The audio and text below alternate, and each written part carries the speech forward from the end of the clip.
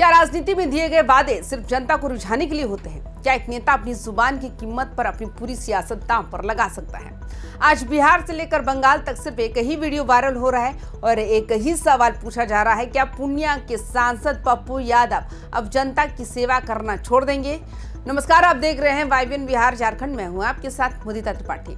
पश्चिम बंगाल विधानसभा चुनाव के नतीजों ने पूरे देश को चौंका दिया, जहां ममता बनर्जी के अवैध दखलों को ढाते हुए बीजेपी ने 206 सीटों के साथ एक ऐतिहासिक जीत दर्ज की। वहीं टीएमसी सिर्फ 81 सीटों पर सिमट गई। लेकिन इस जीत के साथ ही पप्पू यादव का वो पुराना ऐलान उनके गले की फांस बन गया। आखिर उस वीडियो में पप्पू यादव ने ऐसा क्या कहा था कि जिसने आज उन्हें सोशल मीडिया पर ट्रोलर्स के निशाने पर लाकर खड़ा किया?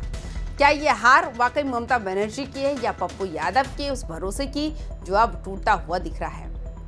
तो इस वीडियो को अंत तक जरूर देखिएगा, क्योंकि अंत में आपको बहुत ही हैरान कर देने वाले तथ्य जो होंगे वो सामने होंगे। बात उन दिनों की है जब बंगाल में वोटिंग खत्म हुई थी और पूरे देश की नजरें नतीजों पर थी। उस समय पप्पू यादव ने पूरे आत्मविश्वास के साथ सोशल मीडिया और मीडिया के सामने बड़ी घोषणा की थी। उन्होंने कहा था कि अगर बंगाल में बीजेपी जीत जाती तो वो जनता की मदद करना, उनके लिए लड़ना और न्याय का संघर्ष हमेशा के लिए छोड़ देंगे। उन्होंने दावा किया था कि बंगाल में दीदी का कोई विकल्प ही नहीं है, लेकिन अब नतीजे सामने आ चुके हैं और बीजेपी ने बंगाल की सत्ता पर कब्जा कर लिया। तो वही वीडियो अब पप्पू यादव के लिए एक नैतिक दुविधा का काम बन गया। सोशल मीडिया पर लोग उनसे पूछ रहे हैं क्या वो अपनी बात पर कायम रहेंगे या नहीं। पप्पू यादव की पूरी राजनीति ही मदद और सेवा पर टिकी है। ऐसे में अगर वो अपना ये आधार ही छोड़ देते हैं तो उनके राजनीतिक अस्तित्व का क्या होगा? पप्पू यादव की इस घोषणा ने उन्हें एक ऐसे मोड़ पर लाकर खड़ा कर दिया जहां से पीछे हटना उनकी साख के लिए खतरनाक साबित हो सकता है। राजनीति में अक्सर नेता जोश और होश में आकर बड़े बड़े वादे कर देते हैं, लेकिन पप्पू यादव के लिए सिर्फ एक वादा नहीं था, बल्कि उनकी मदद वाली राजनीति की गारंटी थी। जैसा कि आपने देखा होगा कि चाहे नीट छात्रा का मामला हो, चाहे किसी छात्र के साथ हुई दरिंदगी हो, पप्पू यादव हमेशा से खड़े रहे। अब जो बंगाल में पासा पलट चुका है, तो सवाल यह है कि क्या पूर्णिया का सांसद अपने शब्दों पर अड़िग रहेगा? अगर वे सेवा करना छोड़ते हैं तो उन हजारों लोगों का क्या होगा जो हर रोज अपनी उम्मीदें लेकर उनके दरवाजे पर खड़े होते हैं? और अगर वे सेवा जारी रखते हैं तो उनके विरोधी ये कहने से नहीं चूकेंगे कि पप्पू यादव की बातों का कोई मोल ही नहीं है। ये उनकी छवि के लिए एक बड़ा डिजास्टर साबित हो सकता है। इस पूरे घटनाक्रम को समझने के लिए हमें पप्पू यादव की राजनीति की जड़ को समझना होगा।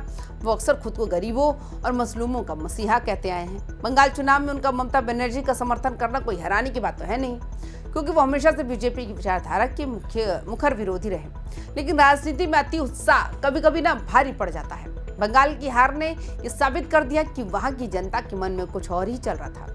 पप्पू यादव का ये सोचना था कि बीजेपी का वहां सफाया हो जाएगा, एक बड़ी रणनीतिक चूक थी। दीदी के अलावा कोई नहीं जीतेगा। यदि दीदी चुनाव नहीं जीती, बीजेपी यदि चुनाव जीत गया तो पप्पू यादव सेवा करना, मदद करना, संघर्ष करना बंद कर देगा। अब सवाल ये है, क्या वो इसे एक चुनावी जुमला कहकर टाल देंगे या फिर अपनी साख बचाने के लिए कोई नया रास्ता निकालेंगे? अगर वो सेवा करना छोड़ते हैं तो पूर्णिया की जनता का क्या होगा, जिन्होंने उन्हें निर्दलीय सांसद बनाया? और अगर वो सेवा जारी रखते हैं तो उनकी विरोधियों को उन्हें पलटू कहने का भी बड़ा मौका मिल जाएगा। पप्पू यादव के लिए ममता बनर्जी की हार केवल एक पार्टी की हार नहीं, बल्कि उनकी निजी भरोसे की शिकस्त है। उन्होंने ममता बनर्जी को दीदी मानकर उनके लिए जिस तरह की दावेदारी की थी, वो ये दिखाता है कि वे बंगाल में बीजेपी के बढ़ते कदम को भांपने में पूरी तरह नाकाम रहे। जिस राज्य में ममता बनर्जी का एक छत्र राज था, वहां बीजेपी का 206 सीटें जीत लेना ये बताता है कि जमीनी हकीकत पप्पू यादव के आंकलनों से कोसों दूर थी।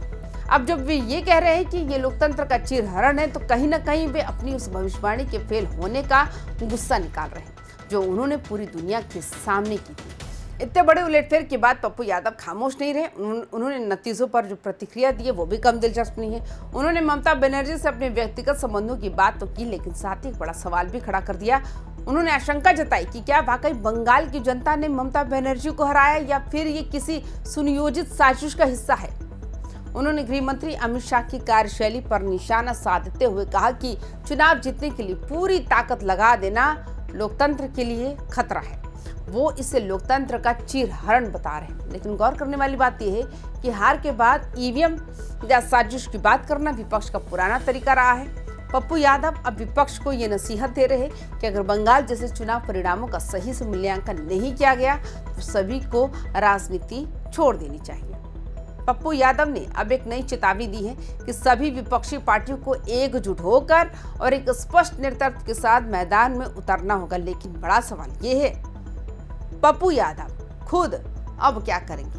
क्या वो बंगाल की हार के बाद अपनी घोषित रिटायरमेंट पर अमल करेंगे, या सियासी गलियार में ये भी चर्चा है कि पप्पू यादव आने वाले दिनों में अपनी इस घोषणा को भावुकता में दिया गया बयान बता सकते हैं। लेकिन जिस तरह से सोशल मीडिया पर उनका मजाक उड़ाया जा रहा है, उसने उनकी छवि को नुकसान तो पहुंचाया ही है। अब सबकी नजर इस बात पर टिकी है कि क्या पप्पू यादव अपने वादे के मुताबिक सेवा का रास्ता छोड़ेंगे या फिर नई ऊर्जा के साथ बीजेपी के खिलाफ मोर्चा खोलेंगे। इस पूरे विवाद का असर सिर्फ बंगाल या सोशल मीडिया तक सीमित नहीं रहेगा, बल्कि इसका असर बिहार और खासकर पूर्णिया की राजनीति पर भी पड़ सकता है। पप्पू यादव ने निर्दलीय चुनाव जीतकर एक बड़ा संदेश दिया था, लेकिन अब बंगाल की हार के बाद उनका ट्रैप में फंसना उनके विरोधियों को एक बड़ा हथियार दे गया। आने वाले समय में जब वे किसी मुद्दे पर बीजेपी को घेरेंगे तो वो पलटकर उनसे भी यही सवाल पूछा जाएगा कि साहब, आपने तो राजनीति और सेवा छोड़ने की बात कही थी, फिर आप यहाँ क्या कर रहे हैं? ये एक ऐसी पॉलिटिकल टैगिंग है जो उनका पीछा लंबे समय तक नहीं छोड़ने वाली। क्या पप्पू यादव इस संकट से निकलने के लिए कोई नया मास्टर स्ट्रोक खेलेंगे या फिर इस ट्रोलिंग के बीच अपनी सक्रियता कम कर देंगे? लोकतंत्र में हार जीत तो चलती रहती है, लेकिन एक नेता की जुबान ही उसकी सबसे बड़ी पूंजी होती है। बंगाल चुनाव ने न केवल सत्ता बदली है, बल्कि कई बड़े दावों की पोल भी खोल दी है। पप्पू यादव के लिए ये समय जो है वो आत्ममंथन का है। क्या वो वाकई राजनीति छोड़ने का साहस दिखा पाएंगे या फिर ये भी एक आम चुनावी शोर बनकर रह जाएगा? तो आपको क्या लगता है, क्या पप्पू यादव को अपनी बात पर कायम रहकर जनता की सेवा छोड़ देनी चाहिए या फिर उन्हें अपनी इस हार को स्वीकार कर आगे बढ़ना चाहिए?